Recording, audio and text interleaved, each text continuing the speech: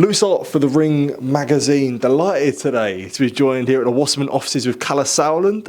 It's been a while. It's been a while since I've seen you. I've got to say, this has got to be the most impressive microphone I've ever seen in my life. I mean, the weight on it, doing curls here, doing like, getting a nice pump, bicep pushes. You know, this is the real deal, man. Yeah, well, this is the ring. This is the ring, mate. We do things differently. You know what I mean? It's not a long interview. I'll be strong to hold this. This is. I feel like I won the ring belt. Fantastic. Yeah, but good stuff. Good to see you, mate. Yeah, good. How's everything been? I guess it's been a. Yeah, look, lots going on. Lots of events coming up. Lots of events in the planning. We've obviously got Harlem Eubank next week taking on Jack Catterall up in Manchester, live on DAZN around the world, renewing my rivalry with my old friend Edward Hearn.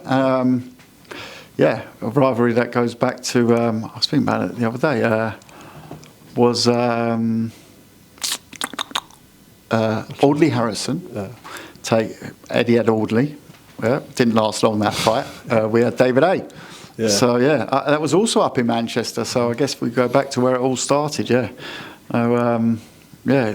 we've had I think the difference between Eddie and Frank's rivalry is only recent, because before they didn't really put on fights against each other, and they've all, very much UK fighters, whereas we've had fighters all over the world. Kessler Froch, Abraham, Paul Smith, Martin Murray. We've had fights in the different tournaments I've done, whether it's World Boxing Super Series, the Super Six. It's got to be close to 50 fights or events that we've. So I'm on the way up to Manchester next week. I'm going to do a little tete-a-tete and work out who's up. It's going to be close, but we won the better ones, I think. Yeah, well, let's firstly just. I'll tell you one big loss we had. Froch Groves too. Yeah, that's I saw George earlier. In front of 80,000 people. Cole. Do you see him reminding Canelo of that as well? Yeah, brilliant. But the best one was, I thought the funniest one was Floyd. Yeah, that was the best one. Cole reminding Floyd. No. Cole's a character. Good chat with him recently. He's a good man. Yeah, no, it's interesting stuff. But yeah, let's firstly touch on that. Eubank against Catrol next week in Manchester.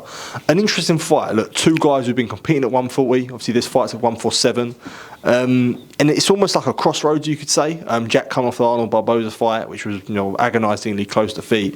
Eubank coming off of a career best performance against Tyrone McKenna. I guess from your obviously side of the Eubank side, how do you view next Saturday night? I view it as a big step up, but hey ho, it's boxing.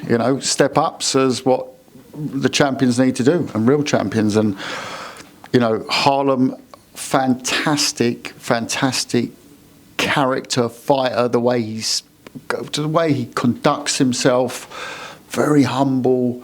Has progressed through, a career where he's literally every fight that little bit of a step up.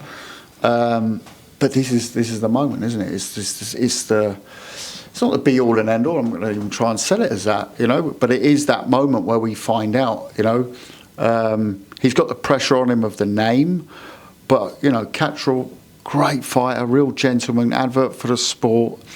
I think the pressure's on Catrol when it comes to, where he's been and, almost got there, and then, he's got that sort of, this is sort of do or die for him, whereas I think that for Eubank, it's that step up to find out, how many gears has Eubank actually got to go through, how many step ups can he take? He's never been pushed like he's going to be pushed.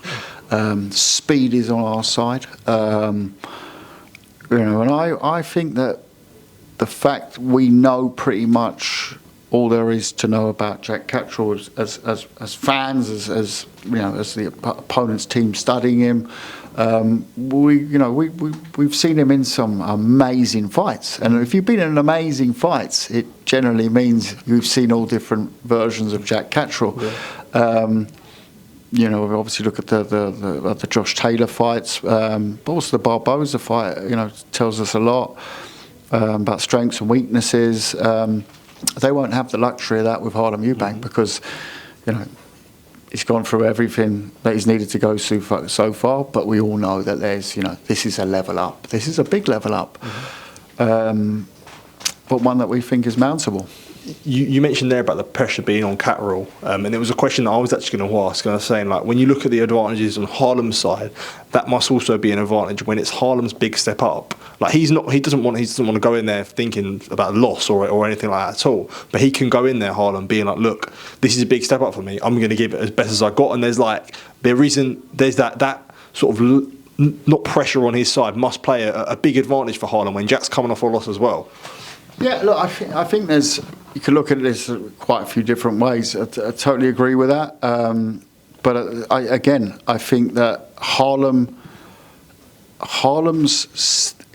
has a lot in his arsenal that we haven't seen yet, right? We haven't seen it because he hasn't been at this level yet. You go up in levels in boxing, and that's where it really exposes, you know, your true greatness or your flaws, you know, and Harlem hasn't been pushed that way yet, so it's going to be a learning curve for fans watching Harlem who followed Harlem, because you're going to see a lot of different sides of Harlem next Saturday night that you wouldn't have seen before. You're going to have seen he's been through a camp like he's never been before. He's going to be on a stage like he's never been before. He's had, you know, his viewing numbers on Channel 5 have been out the roof, you know, over 2 million viewers in his last 3 fights each, you know. So, you know, he's got the pressure of the family name. Let's address the elephant in the room. He's doing things very differently to, you know, every Eubank sort of done it a bit differently. But that's also, you know, something that's an advantage, you know. As a promoter, I'm not going to shy away from using the name Eubank. Quite used to that name. But at the same time, it's, you know, that goes out the ring once the bell starts, you know. It's, the bell sounds and it's all over to you, baby. Yeah, I actually wanted to ask you about the press conference, like the initial first press conference. Obviously, your brother Nis was there, and Sam Jones made comments. I think he said it was like he called Nis like a Timu Kalle Sauerland or something like that. It seemed like it got to your brother a little bit. Like, he got a bit rattled by. That's all right. He got a bit rattled by. I'm ready for you, Sam. Don't worry. Yeah. Well, I've got a few words that I can use for Sam as well, but I'll be polite. You know? Yeah. I'll be polite. Now, look, Sam always up and adds to an event, you know. That sort of, like mini Eddie Earn about him.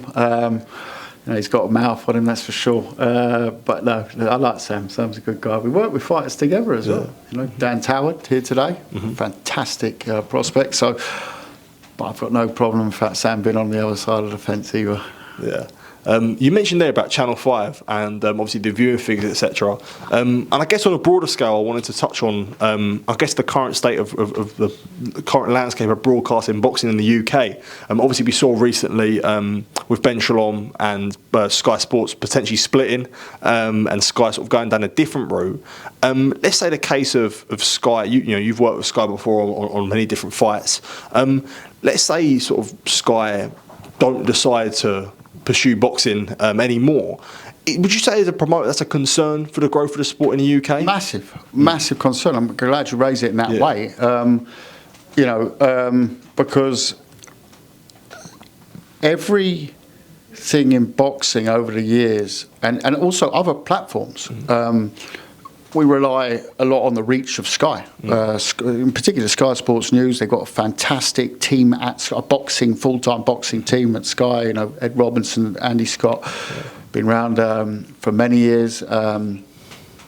So it's like a key part of the industry. And big events are reliant on that, you know. And Sky, to be fair, you know, I was on Sky not so long ago, doing a day at Sky Sports News. We had Harlem Eubank in there last week, and so they don't just promote what's on their platform. They're just a centre of boxing as well, in terms of getting the eyeballs onto the sport. It's really, really important that they're in boxing. So, Yeah, I mean, I don't read too much into the whole Boxer thing. It's you know, it wasn't a partnership. They weren't like invested in Boxer. They had a rights deal with Boxer, and that rights deal has come to an end. So that happens in sports rights. I've been around 27 years, and you know, promoting in different countries. You know, public broadcasters, private broadcasters, OTT platforms in recent times. It's business, and it's simply a license agreement. It's a rights deal, I'm assuming. I haven't seen the contract, but I'm like a lot of the stories coming out of Sky of, you know, folded Boxer and stuff like that. They were crazy stories I've seen out there, and I'm like, no, they were their license partner, you know. So I'm sure Boxer will go on and have to find another license partner, but that's and I've been there before. I've had situations where we've had to look at different strategies in the past over 3 decades, you know, and sometimes it's stressful, and you have to sort of look at alternatives, and you know, but that's really all it is. It's not, you know, some mad stories coming out about it, you know. I'm not looking at it like, no, it's a license deal. Just picking this back up now. True lighting changes. As you say there, obviously talking about the rights agreement with Sky, and obviously I spoke to Hearn about this, and he was sort of unsure about Sky's future as a rights agreement. So with it being a concern of Sky being integral, do you still feel like it's promising if they wanted to just do like a fight by fight, in a sense, saying like, oh, we like the look of this fight, we'll put that on Sky and that, or do you think that's a concerning way for them to move forward, do you think? No, I think the people at Sky are, you know, they're very experienced rights people, and they'll have the right approach. I'd be surprised if it was just, you know, fight by fight, because you can't really build stuff that way. But again, look, they've got a great sports team at Sky and a great sports executives, and I'm sure they'll be looking at a strategy that works for them. And you know, whatever comes out of that, the main thing is that they're showing boxing. You know, whether that's a totally different format, whether it's the same way of dealing with things, whether it's one promoter, 20 promoters, whatever it is, the key for boxing is that they remain in the industry of showing our beautiful sport. Aside from that as well, when you look at the UK and US, like US more importantly, when you've seen HBO leave, Showtime leave, don't really know what's going on with ESPN as well, and that's all like linear TV. Could be shown. I've obviously witnessed a few different setups in the States when it comes to boxing. I remember the days of flying over, and you know, I'd do it every 4 weeks. You'd fly over and have sort of a dinner with HBO and a breakfast with Showtime, and that would be it. That would be the market, more or less. You know, you'd have some smaller free-to-air broadcasters, but it was more or less it was HBO and Showtime for many years. I remember the first big thing I did in the States really was the Super Six, which I sold to Showtime. And it was a tremendous success, but it was always a market where the American promoters got the rub of the green, and I think the zone shook things really up in the States. And but in the meantime, we've had people come. We've had, you know, ESPN came into boxing, spent a lot of money, and I think they definitely stay in boxing. What they do is, you know, I guess they'll come up with the right strategy for them, but I'm sure they stay in boxing. And you know, the fact that with, let's say, the whole Riyadh season / Saudi / Turkey influence, I think that's a massive plus for the sport in terms of bringing fresh eyeballs that suddenly brought in, you know, Netflix into it, which, you know, it was, we could look at it from a business point of view how great it is, but I strip past that. I'm too many times around the block. For me, the amazing thing about Canelo Crawford being on Netflix is it reaches out to people who would never watch boxing, right? Who will be turning into, I don't know, their favourite Netflix show and having the shoulder programming on there, building up to a big fight night on Netflix. So that brings in new eyeballs. Again, that will filter into all the other platforms around the sport. You know, there's talk of other platforms joining boxing. I think what we've got to get used to is that the changing space of how media and sports media and boxing media is consumed is a totally different monster. And I've seen that with Misfits, which is obviously not traditional boxing at the moment, but it is a space where you see where the future's going, in terms of the kids watching and how they consume sports. That's what I was going to say. For yourself, where you've been promoting for so many years, like, have you felt? Because I spoke to George about this, and I said being a fighter and the way that everything's consumed, and I think about sort of the way that George was built up fights with against like James DeGale and Carl Froch, etc. But I think for yourself as a promoter, where you look at how it all gets consumed, etc. Like, was that getting used to that, or getting used to that change? Like, how have you found that? Would you say, like, say, you have the Misfits now? I started out working with ARD, the largest public broadcaster. We were with for 14 years in Germany, and there you get your schedule at the beginning of the year, literally the whole year, because you had to fit in with, certain things that went on public television. It was a massive deal. It was probably bigger than the whole of HBO and Showtime's budget together at the time. It was huge stuff in Germany. But that was public broadcasting. So their setup was very different to, let's say, where I am today with DAZN. In between we worked with Viaplay in Scandinavia. We launched a fight platform with them, our own channel. So there's been so many different phases that we've gone through, and I've sort of got used to adapting to it. But you've got to a little bit predict the future as well, and you see that I think that there's so many different platforms that this will slowly come together in one shape or form. I mean, you put on a movie today and you don't know what platform it's on. You've got to go look through about 6-7 things that you subscribe to. Horrific. But I think that will change as well. I think you're going to see, more ad models. So we'll go back almost to free TV, but on Netflix, basically, where you're not really paying for the service anymore, but you are watching advertising, which is basically going back all the way to square one, where we were with free-to-air television. So it's exciting times. It always is exciting. I've been blessed with a journey in the sport over so many years and decades now, that I'm sort of almost ready for anything that it throws. I say that, but I still get shocked every day. Yeah, I'm sure that's something. Nothing surprises me in boxing anymore. But you mentioned Netflix there, and obviously they're broadcasting Crawford against Canelo. I mean, there could be some potential Wasserman involvement in the undercard. I saw Boxing Scene reporting background Zalia potentially facing Josh Kelly on that day. Is there anything any light that you could shed on those rumours between? No, I mean, we've spoken to the Zalia people, and Igis Klimas and Kathy Duva. We'd love to make that fight. It's a very short window to make it because of the IBF situation. But it'd be a great fight for Josh. But at the same time, Josh is ready to fight any of the people that are sort of out there and have been around the ring events, and we'll see what happens, around those discussions in the future. I mean, he's top of the world rankings with the WBO and the IBF. He's from he's a UK fan base, and he's a great looking kid who can talk and whose fighting style is super exciting. So his time will come, maybe sooner, maybe later.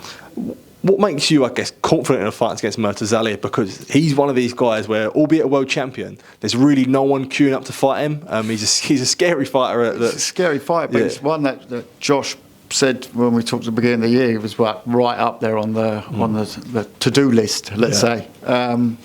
Josh is sort of, I don't want to use the cheesy promotional term of fearless, but he will fight anyone you put in front of him.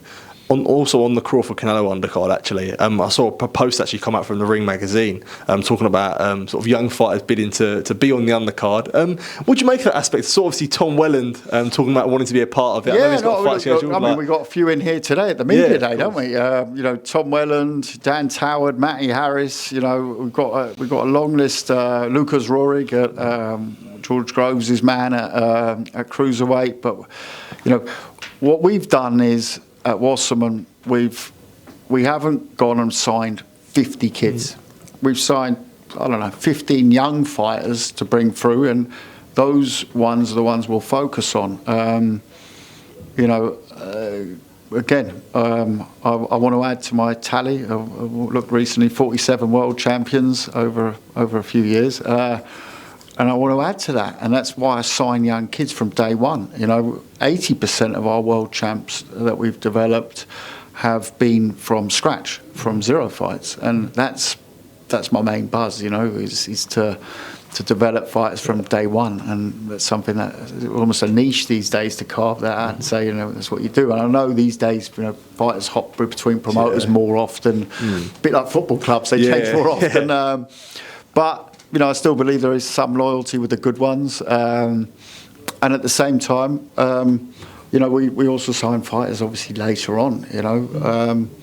I remember before we signed Mikkel Kessler, actually, I don't think we'd had a world champion who we hadn't developed from scratch up. So, but times change, and obviously, we jumped on a few world champions later on in their careers. David Hay, George Groves. Eubank wasn't a world champion, but IBO world champion.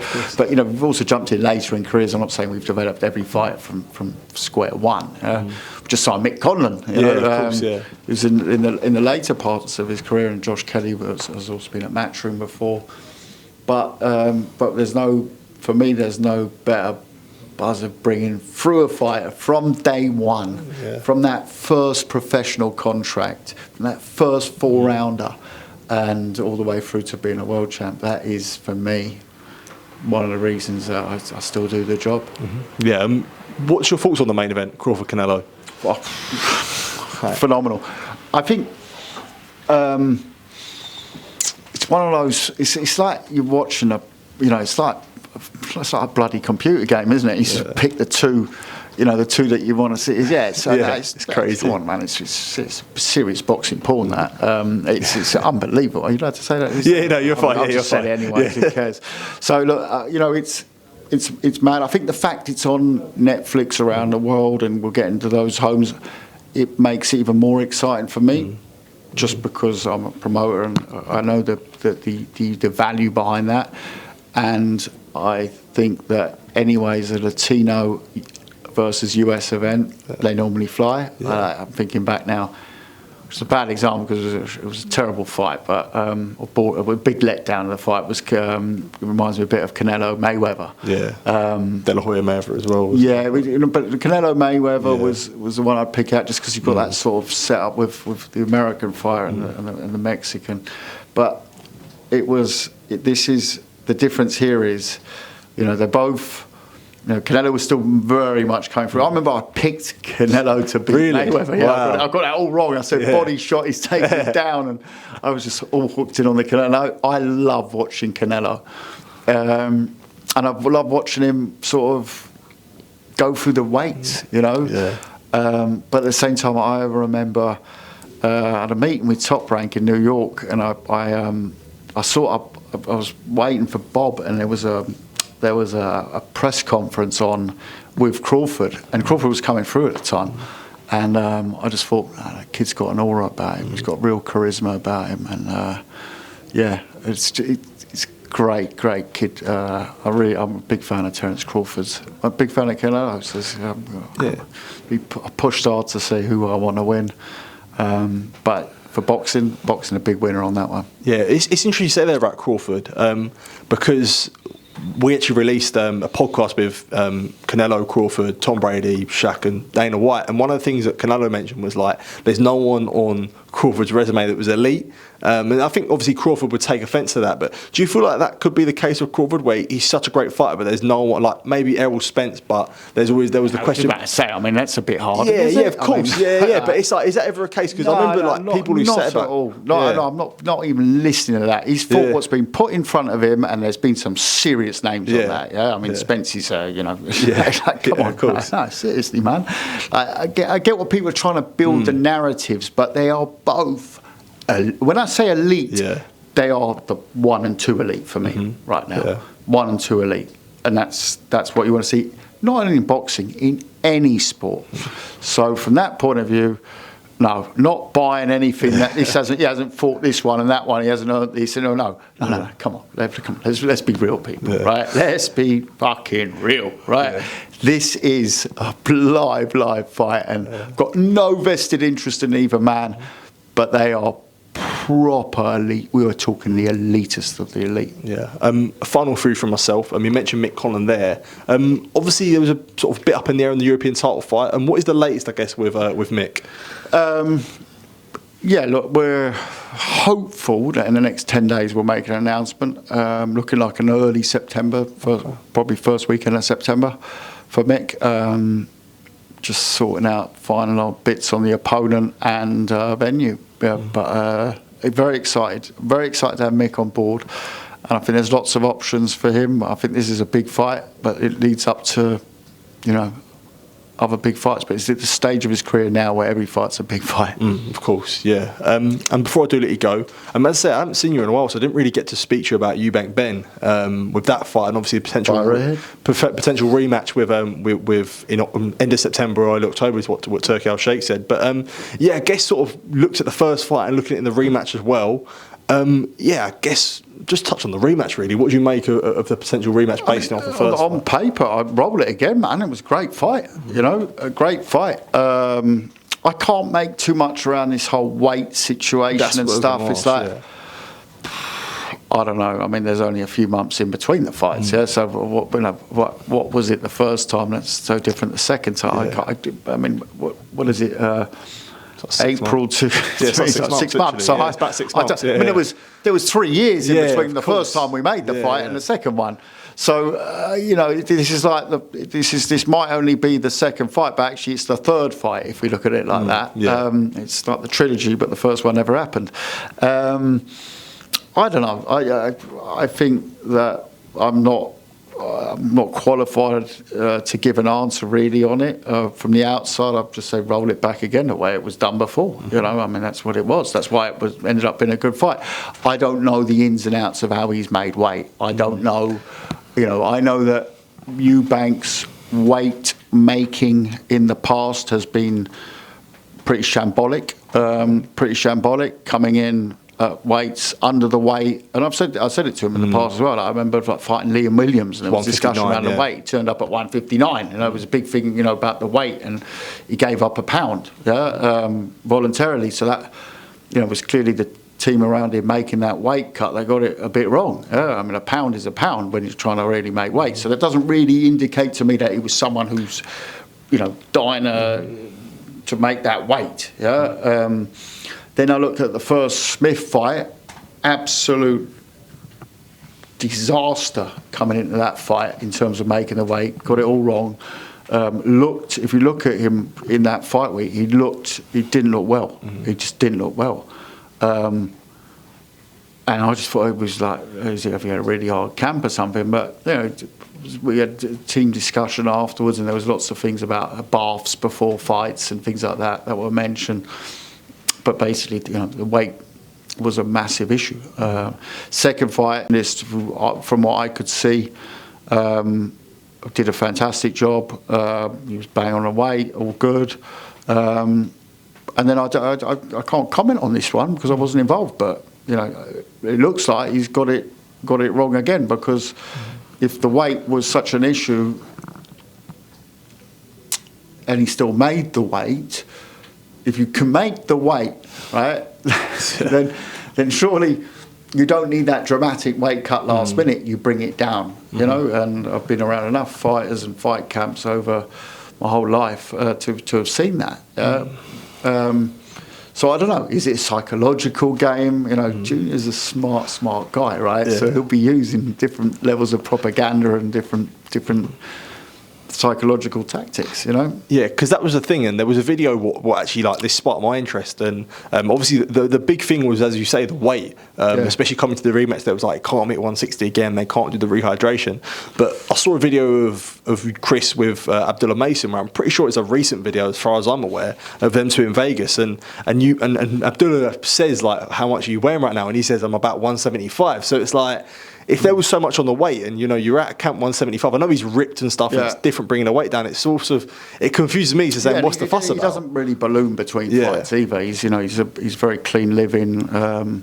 Despite what follow him on Instagram, you probably think the opposite, but he's not. He doesn't smoke, doesn't drink, obviously. and he lives that clean life, whereas some fighters sort of bomb up in between weights. I remember in the World Boxing Super Series, he was definitely having to eat to make that weight to go up to 168. Now, that's a few years ago, right? So that can all change very quickly, as we all will find out in life. But again, for me, this is, again, I'm not talking about the health and safety part because that's something that I simply can't comment on. But if you look at it from a fight, you want to see that fight run back under the same conditions, because that's what gave the fight. You give away on the weight, and then suddenly that fight is very lopsided. Very lopsided. Was you shocked about how competitive it was? No. Oh, no. wow. I said, this isn't just, I've done a U-turn. I think if that fight would have happened in the first place 3 years ago, I think Eubank would have been a very solid winner, 80-20. I think got to give Conor Benn that fighting punching chance always, but I think he would have. I think Eubank would have steamrolled him 3 years ago, and I think that Benn fought a terrific fight. I think Eubank fought a terrific fight in the second one, and they sort of all went out, and it was a very close fight. And I can understand why people say it could have been a draw. For me, Eubank won. He won by a couple of rounds, but at the same time, I haven't watched it back again. I might score it differently if I watched it back again. Yeah. So from what you're saying there, and I'm not trying to put words in your mouth, but obviously you said 3 years ago, do you think it would have been like an 80-20? But do you feel like now, because we had a competitive fight, do you think that maybe shows that Eubank might have lost a step or Ben's got better? Like, no, you don't worry about putting words, because I said before the fight, I expect this to be a very much closer fight than it would have been 3 years ago. I think I think I still had. I think we did an interview before the fight about this, and I still had Eubank going into the fight as a favourite, but a much lesser favourite than he was 3 years ago. And I'd say if it's run under the same conditions again, I'd say it's an even closer fight. If the conditions change, it's going to be different. And maybe they should change. Again, health and safety comes first. If they have to change, they have to change. I'm just saying, if it's under the same conditions, that margin is going to tighten again. You're going to go with a younger man who's had that experience in the first one. Let's not forget that was Conor Benn's first proper war. Eubank's been in a lot of wars. So more miles on the clock. Ben's going to feel very confident about a second fight, especially if it's under the same conditions. So the Benn side will be pushing hell and leather to make sure that it's under the same conditions. And I can understand why the Eubank side will be pushing for it not to be. Yeah, well, it's all interesting stuff, and I mean, hopefully we do see it towards the end of this year. Kalle, I appreciate the invite into the office today. It's always good to see you, always good to be speaking to you. Thank you very much. Appreciate the time as ever, and hopefully it won't be, so I'm sure we'll be catching up next week. Absolutely. See you in Manchester. So can't wait, but appreciate it, Kalle. Thanks for having me down, and thank you for your time. Thank you very much. Appreciate it.